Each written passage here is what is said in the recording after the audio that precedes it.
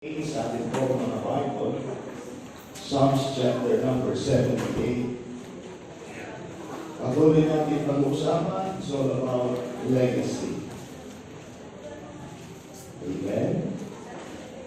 At celebrate po tayo ng Grandparents Sunday, Senior Citizen and Grandparents Sunday. And napakahalaga po na babalikan natin ang salita ng Diyos so that one day, dumating po yung panahon na matatapos na yung ating panahon, at least may naiwan tayong legacy. Amen? The Bible says, Psalms chapter number 78, let's begin reading from verse number 4. Ang sabi po ng Bible, "We will not hide them from their children, showing the generations to come the praises of the Lord and His strength, and His wonderful works that He hath done. For He established His testimony in Jacob, and appointed a law in Israel, which He commanded our fathers, that they should make them known to their children, that the generation to come might know them, even the children which should be born, who should arise and declare them to their children, that they might set their hope in God, and not forget the works of God, but keep His commandments." Tayo po isang daling manalangin. Dakila namin Diyos na makapangyarihan po sa lahat. Once again, thank you so much for this wonderful day that once again you give to every one of us. And thank you for allowing us to be in this great place this morning. And we are celebrating in our church the Senior Citizen and Grandparents Sunday. Oh God, please help us and help me once again as I preach your word. Please make me a blessing. That's always my prayer, dear Lord, to be a blessing. If there are any wicked ways na makita niyo po sa aming puso, ay pagpaungan niyo po. Give your people an understanding heart. Give them the humble heart so that pag narinig nila ang inyong mga salita, ay magkakaroon sila ng pangunawa, Panginoon. Sapagkat anumang bagay na unawaan namin maliwanag sa amin, naniniwala mo kami na ito po ay susundin namin at isasabuhay. Gamitin niyo po ngayong umaga, I can demand it without you, so please help me. Bless also even our first-time visitors. If there anyone po, ngayong umaga na hindi mo nakakatiyak ng langit, tulungan niyo po sila that they come to realize that they need to accept the Lord Jesus Christ as their Lord and personal Savior. Thank you so much, dear Lord. Give us a good connection so that for those who are in our virtual service, they will go in to hear the word. Ito po lahat ang aming dalangin. For in Jesus' name I pray. Amen. Amen. Thank you so much. Please be seated in the presence of our God. Last Sunday po ay nagsimula po ako ng series of lesson all about legacy. Amen. At nabanggit ko po last time when we say legacy, something transmitted by or received from an ancestor or predecessor or from the past. Yan po ang ibig sabihin ng word na legacy. At pag sinasabi natin legacy, mga kapatid, ay ito po ay long-lasting impact. Amen? Long-lasting impact of particular events and actions that took place in the past or of a person's life. So napakahalaga po na maintindihan natin sa mga isang araw, there will be a time na matatapos ang ating panahon. So nakita niyo po, meron pong tinatawag na generation. Binanggit po dito sa Psalm 7:8, sabi ng Bible that the generation to come. Now, when we say generation is a time Pag sinabi natin generation po, mahalaga na maunawaan natin kung sinabi generation po is procreation, lineage, or a period of time. Sa Tagalog po ay kapanahunan. Okay, yan ang ibig sabihin ng generation, kapanahunan. Now, nakita niyo po, kayo po mga kabataan, gusto ko kayo kausapin, ito ang kapanahunan ng inyong kabataan. Pero dapat yung maintindihan ay hindi sa lahat ng panahon kayo po ay kabataan. There will be a time na matatapos ang inyong panahon bilang kabataan. At isang araw, dadaro din po tayo. Sana maabot pa natin ang pagiging 50s, 60s, 70 years old. How does it feel to be 70 years old? Wow, amen. Kaya nga po, but you know that that is the lifespan na binabanggit ng Bible. Yung lifespan po ng tao is 70. But pag lumampas po kayo ng 70, that is already a great blessing that comes from God. Amen? Sa pagkasabi ng Bible, in the book of Psalms chapter number 90, 3 score and 10. So, 1 score is 20. Kaya nga sa Bible, may mathematics pa rin. 3 times 20 is 60 plus 10. So, may multiplication, may addition is equals to 70. And so, by the strength, they're gonna be 4 score. So, magiging 4 score, 80.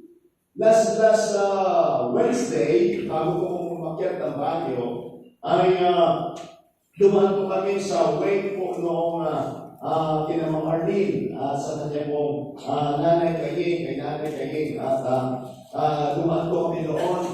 And nagkaroon kami pagkakataon to fellowship with them, doon kami ng lunch, and after na natapos po namin ng lunch, ay kami po ay dinala ni Sir Seri doon sa kamag-anak nila. Ay yung nanay ko, ay yung kapatid, sorry, yung nanay ko nasa iyo namatay na, pero yung kanyang pong kapatid ay nandun din. Sabi nga nila, akala nila mauna po yung kasi naunang bumiga. Nasa balik na ng karamdaman, and she was 92 years old. And salamat po sa Panginoon, even though nandun na siya in a situation that she has a bedridden. And I thank God for the opportunity to share the gospel. Amen. Salamat sa Panginoon, even though mahirap na siya magsalita, but sabi ko sa kanya, nanay, if you remember, if you understand me, sabi ko sa kanya, just press my hands. Isilin mo lang po aking kamay kung naiintindihan mo yung sinasabi mo. At pinipress na po yung aking kamay. And I tried to mag-share ng salita ng Diyos, and with the grace of God, sabi ko, mag-pray po tayo, let's pray, nanay. At tanggapin niyo po ang Panginoon, hawakan ko po ang kamay ninyo, hawakan niyo kami, i-press niyo po habang may nag-pray. Kapahayagan na naiintindihan niya yung aking sinasabi. Kaya nga po, salamat sa Panginoon, may pamamaraan ng Panginoon. Sabi ko nga po, meron ng bagay na pagsusumikapan po namin ng ating mga mahal sa buhay ay makarinig ng magandang balita ng kaligtasan at tumanggap sa Panginoon. Pwede mo, hindi tayo nagliligtas, ba? Binibigyan tayo ng Panginoon ng pagkakataon, gagawin natin ang abot ng ating makakaya to share the gospel. So there will be a time na lilipas ang ating panahon. So reading about when we say generation is a lineage, a period of time. So yun yung napakahalaga na maintindihan po natin. Kaya ngayon po, this is our generation. So kung babalikan natin, meron tinatawag na Generation X, Generation Y, and Generation Z. And ngayon, Generation, may tinatawag na Millennials. Ngayon, Generation Alpha na yata naman. So, makita niyo po mga kapatid, now, lumilipas po ang panahon. But nais pong sabihin ko sa inyo that today, ngayon po, this is our generation, so napakahalaga po na ating umaunawaan ang mga bagay na patungkol sa Panginoon. Kaya nga po, napakaganda na tayo po'y magkaroon ng pangunawa. So, ngayon po umaga ay pag-uusapan natin, God and the next generation. God and the next generation.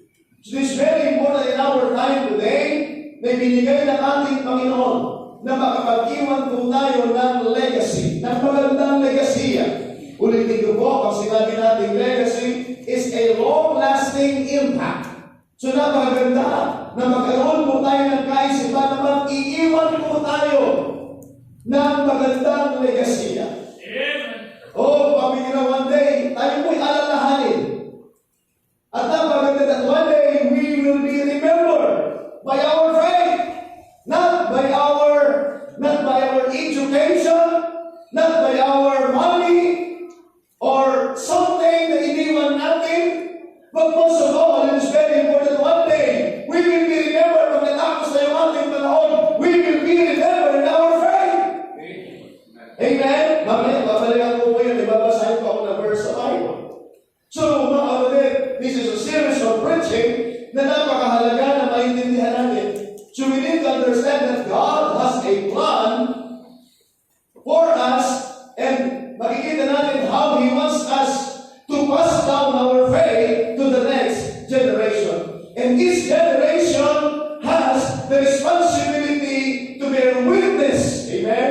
Because next generation na kapatid ay darating. Na napakahalaga na maintindihan natin yan. Kaya after us, ano po ang mangyayari? Sinong susunod sa atin? Kaya salamat po sa Panginoon. I was talking to Sister Ben last time. And they attended a Baptist church. Salamat, sabi niya, we found a Baptist church. At salamat sa Panginoon, sinabi niya, hinanap ko. And they have a big building, maganda yung lugar nila. But alam niyo po, sabi niya, the preaching is the same. Pero sabi niya, one thing that I noticed, sabi niya, is halos lahat ng mga members ay matatanda. So, ganyan po ang kanyang observasyon. At sabi niya, na-observe ko po, halos lahat ng mga member nila ay matatanda. At alam niyo po mga kapatid, yan ang nakakalungkot. Bakit po nakakalungkot at puro matatanda? Bakit ko nasabi, nakakalungkot? Pag nakakita tayo ng lahat ay matatanda. Salamat naman na nakakita tayo ng matatanda. Umalidad, amen? But, how about the next generation? Kaya salamat po dito po sa simbahan po natin. We have a program for the senior citizens, amen? We love them, amen? May program tayo for the fathers.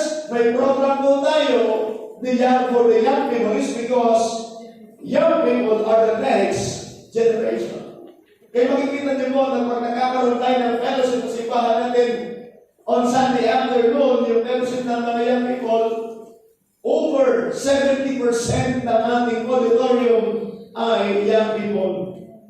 At salamat po, habang mayroon po tayong young people, meron po tayong mga kids sa ating pong Sunday school. Amen? Kaya nga po lahat, sinasabi nga natin, mayroong ministry po tayo from the womb to tomb. Amen? Mula po sa sinamupunan pa lamang nag-minister na po tayo at hanggang sa libingan may ministry po tayo the church. Should that do that? Amen? Kaya po, napakahalaga na makita natin. So our concern is the next generation. Kaya napakahalaga po na makapag-iwan po tayo ng magandang legacy.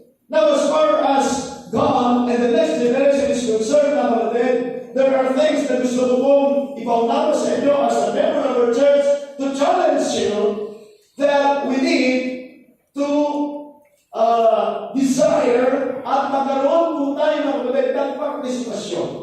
At magkaroon tayo ng pangunawa dito. Number one, each generation, brethren, each generation is to teach the next generation. Kaya each generation is to teach the next generation about God. So dapat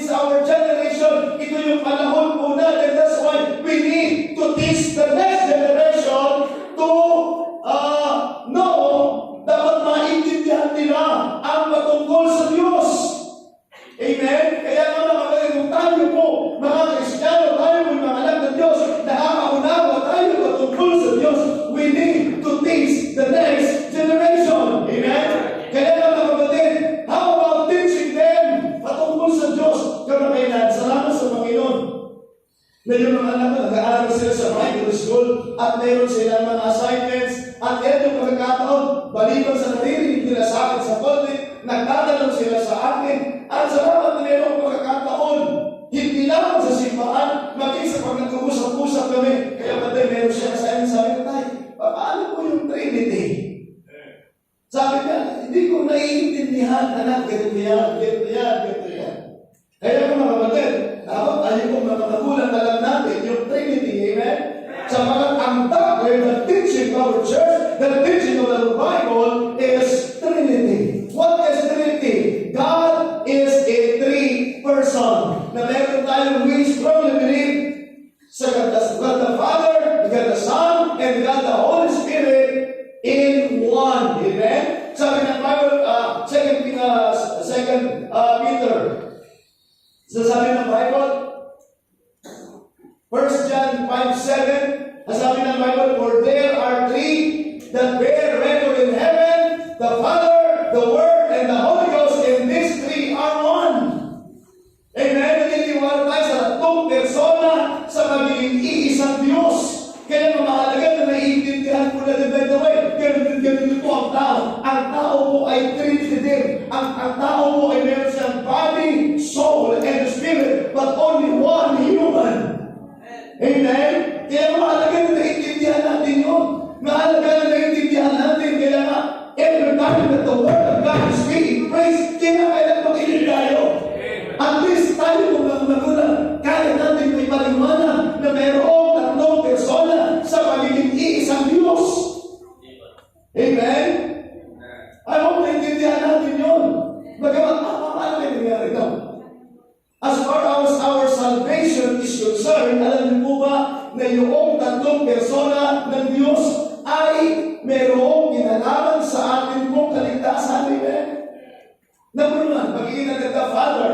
In John chapter 3, in verse number 16, when the Bible says, for God so loved the world, sino yung God na yun? It is the Father. Amen? The Father, yung Diyos Ama, for God so loved the world that He gave His only begotten Son. That is Jesus Christ. Amen? That whosoever believes in Him should not perish, but have everlasting life. Ganyan na lamang ang pag-ibig ng Diyos Ama. Sa sanlibutan ng binigyan ng kanyang anak, the only begotten Son, no other than Jesus Christ. That's why He is the only way of salvation. Now, if you go into Pastor, how about the Holy Spirit? Don't you know that in Ephesians chapter 1, in verse number 13, sabi ng Bible, after ye heard the word of truth, the gospel of your salvation, ye are now sealed with the Holy Spirit of promise. Amen? Kaya yan, mayroong kinalaman ang three-person, the Trinity in our salvation. Kaya yun, you are now sealed with the Holy Spirit of promise. Kaya nga ang seal, pag sinabi natin seal, isang tanda na kayo ay pag-aari ng Diyos. Amen? Kaya nga po napakahalaga pa yung seal. Gusto ko ipaliwanag sa inyo na may yung seal. Halimbawa po, tayo po ngayon, every time na gumamit tayo ng ating tinatawag na birth certificate, ay mahalaga yung seal na hinahanap. Ano yung seal na yun? Yung seal ng PSA na dating NSO. Amen? Ano po yung NSO? National Statistics Office na ngayon naging PSA. Amen? Philippine Statistics Authority. Yan ang po yun. Yun ang hinahanap nilang seal. O kung walang seal yun, mga kapatid, fake yan. Amen? That's fake. Kaya hindi mo pwede i-fake yun. Alam nila ano ang genuine na seal ng PSA. Kaya ganun din po tayo din that if you accept the Lord Jesus Christ as your Lord and personal Savior, sabi ng Bible, ye are now sealed with the Holy Spirit of promise. That's why every Christian should have the seal of the Holy Spirit of God. Kaya nga po yan ang pagkakailanlan na mag-aari ka ng Diyos.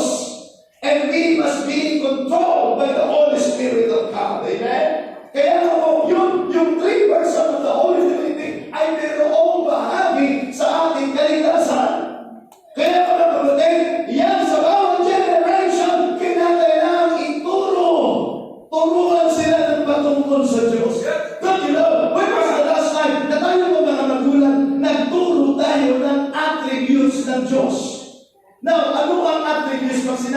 attributes sa theology, ito yung tinatawag na katangian ng Diyos.